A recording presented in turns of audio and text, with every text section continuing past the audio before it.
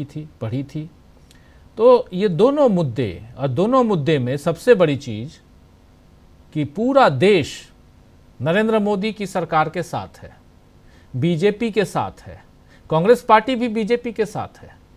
चाहे वो पहलगाम मामले के बाद अगर कोई कार्रवाई करनी हो उसमें, और चाहे जाति आधारित जनगणना का मामला हो उसमें भी कि हाँ आपने निर्णय ले लिया, हम आपके साथ हैं, लेकिन टाइमलाइन बताइए कि कब करेंगे। और दोनों के लिए टाइमलाइन की बात चल रही है, क्या कहेंगे इस पे? धन्यवाद राजीव जी। एक तो विलंब से ज्वाइन करने के लिए मैं क्षमा चाहता हूँ, हमारे नेट की प्रॉब्लम थी। कोई बात नहीं हाँ। जी। तो देखिए, मोदी जी के या मोदी सरकार के या इस केंद्र सरकार के सामने एक सबसे बड़ी चुनौती जो पहलगांव की घटना है, और इस घटना को लेकर के कांग्रेस बीजेपी की तुलना में ज्यादा बेहतर तरीके से सरकार के साथ है। जब 26/11 की घटना हुई थी तो भारतीय जनता पार्टी इतनी मुस्तैदी के साथ कांग्रेस के साथ नहीं थी, उस समय की सरकार के साथ नहीं थी। उस समय तत्कालीन गुजरात के मुख्यमंत्री Narendra Damodar Das Modi ji gateway of India पे खड़े होकर के प्रेस कॉन्फ्रेंस कर रहे थे जी। उन्होंने सरकार पर, प्रधानमंत्री पर, सरकार की कार्यशैली पर, सुरक्षा चूकों पर, नाविकों की प्रताड़ना पर तमाम तरह के सवाल पैदा किए थे, और उन्होंने कहा था कि सरकार को इन बातों की सफाई देनी पड़ेगी। प्रधानमंत्री की कार्यक्षमता पर भी उन्होंने सवाल पैदा किए थे। मोदी जी ने यह देश को सिखाया है कि इस तरह के सवाल पैदा करने चाहिए, और आज जब कांग्रेस है तो कांग्रेस उस तरह के सवाल नहीं पैदा कर रही है।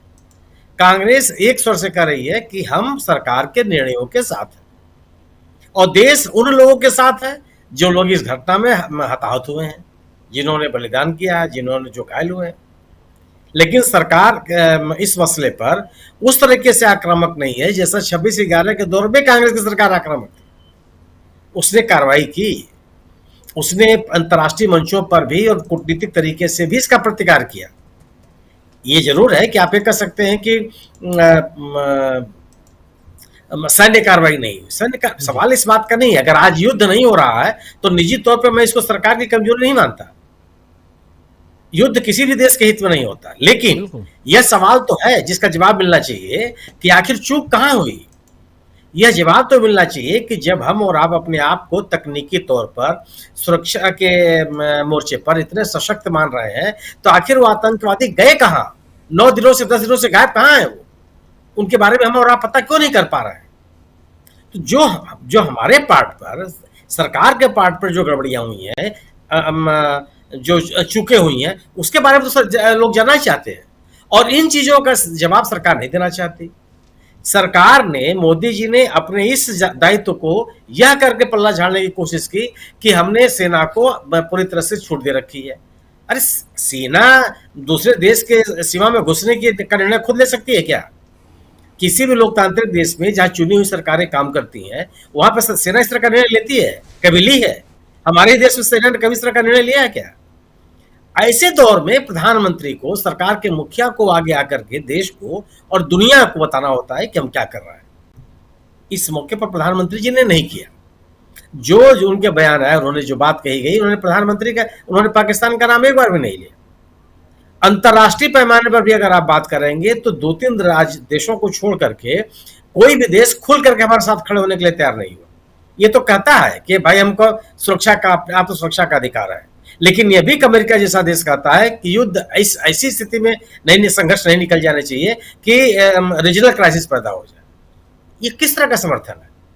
तो जो कूटनीति के स्तर पर, डिप्लोमेसी के स्तर पर भी जो हमारी बढ़त होनी चाहिए थी वो भी नहीं दिख रही है। प्रतिकार के स्तर पर जो आक्रामकता हमको दिखनी चाहिए वो भी नहीं दिख रही है।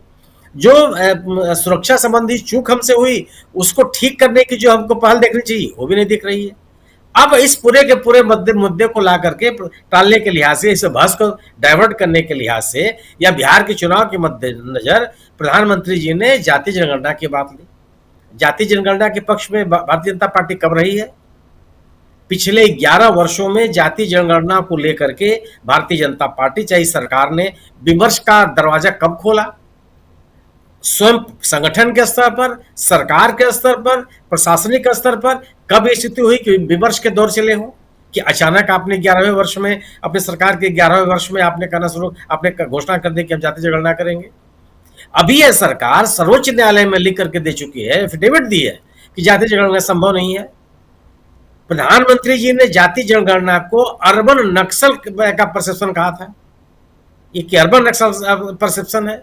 भारतीय जनता पार्टी के सभी शीर्षस्थ नेता एक सिरे से कहते रहे हैं कि यह देश को और समाज को बांटने का निर्णय है। तो अचानक से आप जाति जनगणना के पक्ष में कैसे आ गए? और अगर आप जाति जनगणना के पक्ष में आ गए तो क्या आम व्यक्ति, इस देश का आम नागरिक इसको स्वीकार कर लेगा? जो लोग, जो संगठन, जो नेतृत्व मनुस्मृति को अपना आधार मानता रहा हो, वो जाति जनगणना के पक्ष में कैसे खड़ा हो सकता है? जो समूह, जो राजनीतिक दल कभी भी सामाजिक न्याय की लड़ाई के पक्ष में नहीं रहा, ये तो यूपीए की सरकार ने भी आर्थिक सर्वेक्षण कराए थे, सामाजिक आर्थिक सर्वेक्षण कराए थे। उस यूपीए सरकार ने, ठीक है, उसके ऊपर आरोप लगता है कि वो आर्थिक सर्वेक्षण सामने नहीं आए, लेकिन उसके बाद जो 2014 से सरकार चल रही है वही निर्णय ले लेती। भारतीय जनता पार्टी के सरकार पर, तो पिछले एनडीए सरकार पर, अटल बिहारी वाजपेयी जी के नेतृत्व वाली सरकार पर भी ये आरोप लगते हैं कि जो संयुक्त मोर्चा की सरकार ने प्रस्ताव पारित किए थे उस पर वाजपेयी सरकार ने कोई कार्रवाई नहीं की। तो दो सरकारें, जो एनडीए जो सरकार चली वाजपेयी जी की 5 साल की पूरी सरकार थी, 2-4 दिन की सरकार तो नहीं थी, जो एक सरकार तो पूरी 5 साल तक चली है। और मोदी जी की सरकार लगातार 2 टर्म पूरे की और तीसरे टर्म में भी आ गई। तो जो आर्थिक सर्वेक्षण किया गया था उस आर्थिक सर्वेक्षण को ही बढ़ाने की बात करते, वो भी कभी नहीं हुआ। जिन लोगों ने सामाजिक न्याय की, सामाजिक सशक्तिकरण की, जाति जनगणना की बात की, वह हमेशा भारतीय जनता पार्टी के नेतृत्व के निशाने पर रहे। तो आप अपनी उन विफलताओं को इस नए मुद्दे के साथ दूर कर लेंगे, ऐसा संभव नहीं है। स्वाभाविक सी बात होती है, अगर मोदी जी यह कह देते कि देश का संविधान हम स्थगित करके मनुस्मृति को लागू कर रहे हैं, लोग मान लेते इस बात को, क्योंकि आपकी सोच के अनुकूल है वो। आप हिंदुत्व को बढ़ावा देने के लिए और हिंदुत्व की सोच को आगे बढ़ाने के लिए आप जाने जाते रहे, आपने कभी से इनकार नहीं किया। लेकिन जाति जनगणना कब से भारतीय जनता पार्टी का परसेप्शन नीति का अंग हो गया? कभी नहीं था। तो अगर पुलवामा की घटना से, पहलगांव की घटना से जो सरकार के ऊपर आरोप लग रहे हैं, उस पर गंभीर प्रतिकार के आरोप लग रहे हैं, चूक को लेकर के आरोप लग रहे हैं, हुई चूक को लेकर के कोई कार्रवाई नहीं करने का आरोप लग रहा है, इस आरोप से सरकार इस निर्णय से मुक्त नहीं हो सकती। ये ठीक है, स्वागत योग्य कदम है, इसका स्वागत किया जाना चाहिए, सभी लोग स्वागत कर रहे हैं, लेकिन इसका श्रेय भारतीय जनता पार्टी ले लेगी, ऐसा संभव नहीं है। क्यों? भारतीय जनता पार्टी सामाजिक न्याय, सामाजिक सशक्तिकरण की राजनीति करने वाले जितने भी राजनीतिक दल हैं, जितने नेता हैं, उनके खिलाफ खड़ी रही है।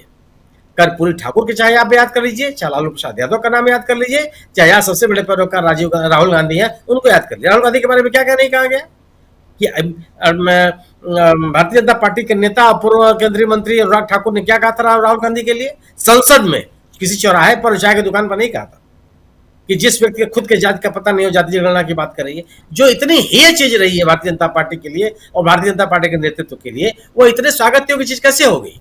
गोया कि यह राजनीतिक व्यवस्था के साथ उठाया गया कदम है। तो राजनीतिक व्यवस्था से उठाया गया, राजनीतिक मजबूरियों को ध्यान में उठाया गया कदम कभी भी श्लाघनीय नहीं होता। यह एक राजनीतिक लाभ लेने की कोशिश हो सकती है। आपको अपनी विफलताओं की को छिपाने की अगर इस माध्यम से कोशिश कर रहे हैं, तो मुझे नहीं लगता कि भारतीय जनता पार्टी को यही सरकार में कोई लाभ होने वाला है। जी बिल्कुल बिल्कुल बिल्कुल। भारतीय जनता पार्टी बहुत बुरी तरह